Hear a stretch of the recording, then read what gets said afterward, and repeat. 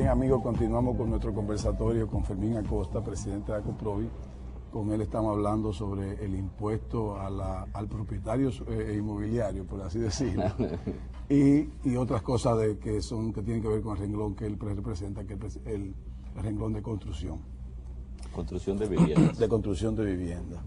Mira, Fermín, dentro de esas cosas, ya la vaca muerta, como dices tú, la vaca del segmento anterior, yo recuerdo también que yo hablé con un político, dentro de esas conversaciones que hemos tenido, que yo he tenido la oportunidad de tener, él decía que aquí hay una idiosincrasia, una cultura de pensamiento que casi se convierte en un círculo vicioso. Cada vez que nosotros vemos una persona convertirse en funcionario público, para nosotros ya se convierte en un ladrón o un potencial ladrón. O sea, para nosotros todos los funcionarios públicos son ladrones. Y desde que una persona se sube al tren gubernamental, los empresarios son evasores. Está bien. O sea, para los políticos los empresarios son evasores, para los empresarios los políticos son corruptos. Ahí hay un círculo vicioso. Entonces él decía que ciertamente hay políticos corruptos, pero no son el 100% corruptos, y que ha habido empresarios evasores, pero que no son todos así. Yo recuerdo que le dije, de todas maneras, amigo mío, cuando un empresario evade un impuesto, está evadiendo lo propio.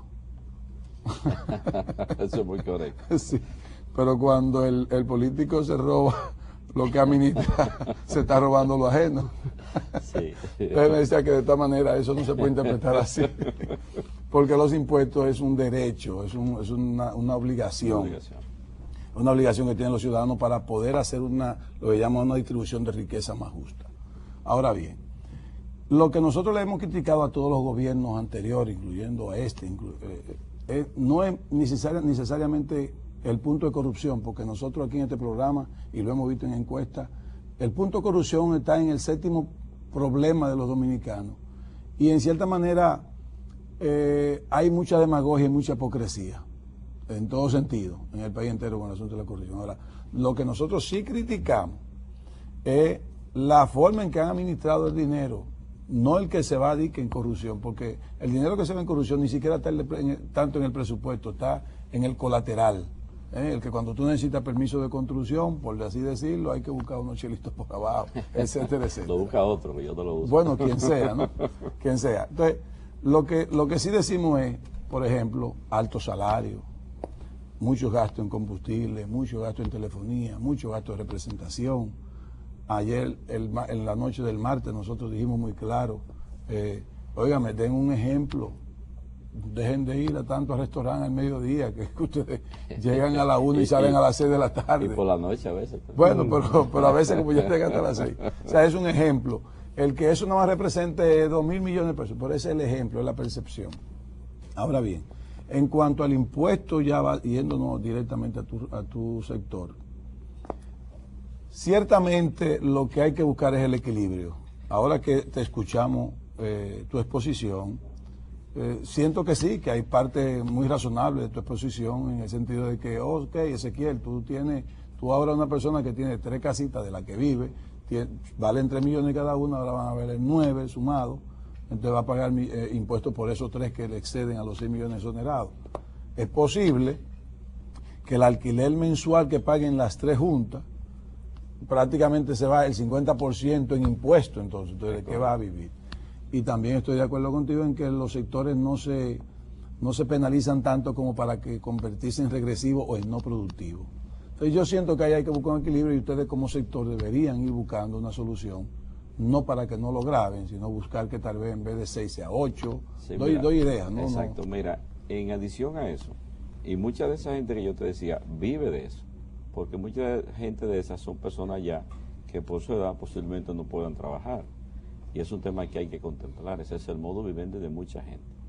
Hay otro caso, por ejemplo, en el caso de muchos constructores que hacen proyectos y que por situaciones generales no se venden, le quedan viviendas que están a su nombre. Hay una norma de impuestos internos, la norma 07-2007, que te da un plazo para tú tenerlo como proyecto. Que por demás esas son parte de los beneficios que se quedan congelados ahí. Que están ahí, sí. que están ahí de los beneficios y a veces mucho más que de los beneficios, gran parte de la inversión, que además el constructor está pagando intereses a los bancos porque los constructores trabajamos con préstamos bancarios. Correcto. Y entonces usted decirme a mí ahora, mire, usted de eso ahora tiene que pagar por todas esas propiedades son suyas, los constructores no pueden aguantar eso.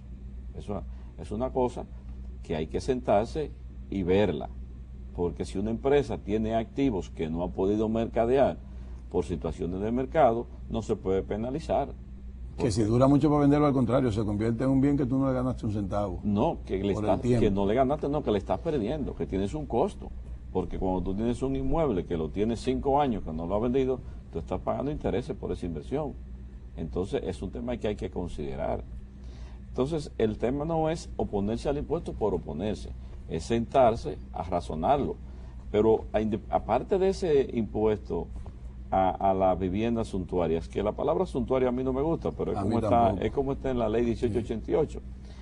Aparte de eso tenemos el tema de los bancos, del activo financiero, del 1% que hoy, por cierto, ya decía Luis, se hizo una negociación y bajó.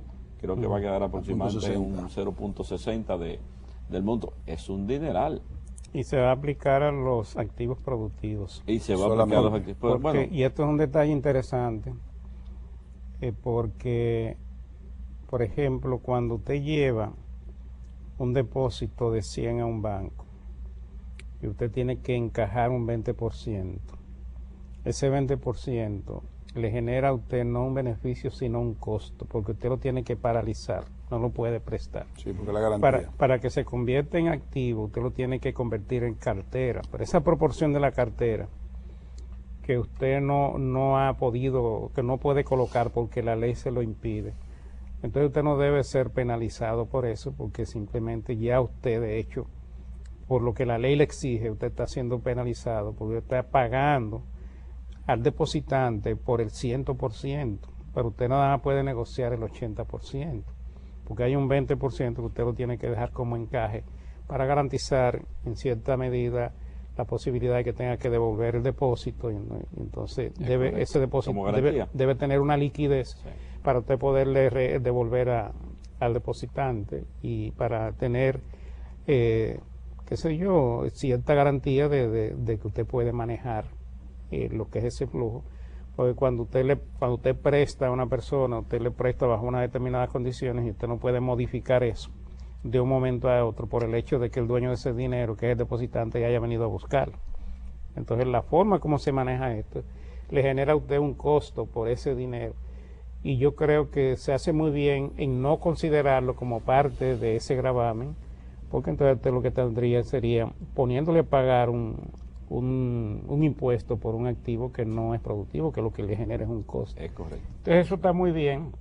Nosotros, de hecho, en este programa no hemos estado de acuerdo con el impuesto a los activos. Sentíamos que era muy duro. Nosotros entendemos, y creo que en eso vamos a estar de acuerdo contigo, en que se van a afectar la tasa de interés.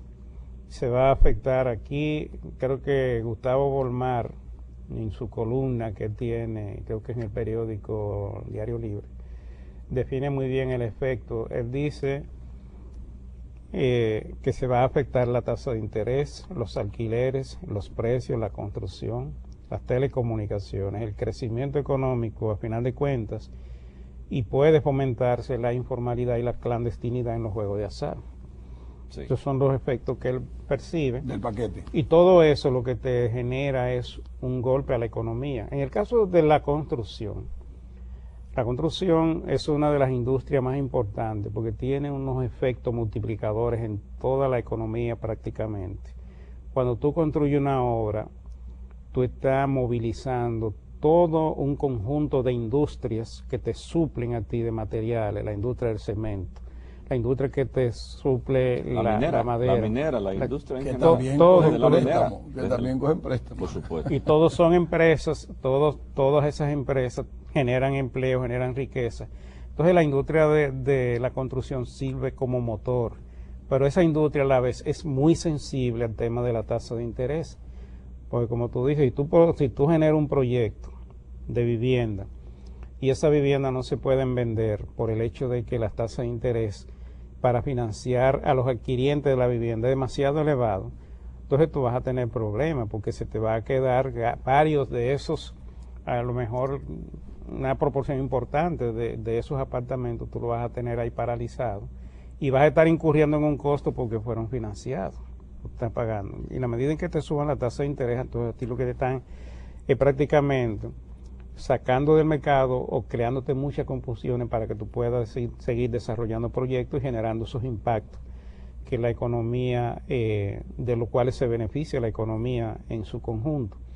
Entonces, este es un tema realmente, por eso nosotros quisimos tener este conversatorio contigo, porque hay cosas que a veces uno analiza, pero uno no conoce el sector. Por ejemplo, de todas formas, Luis y Fermín, lo que se está buscando precisamente es mantener la estabilidad macroeconómica, y eso es un gran respaldo al sector inmobiliario. O sea, por eso es que hay que buscar un equilibrio. Sí, pero mira, entonces, vamos con la pausa. Sí, vamos a hacer una pausa para que permitimos que tú continúes analizando esto, porque en realidad nosotros no quisiéramos que este paquete se convirtiera también en un problema para el crecimiento de la economía y la generación de riqueza. Exacto. Y eso es lo que todo el mundo está reclamando. Volvemos un instante, amigos.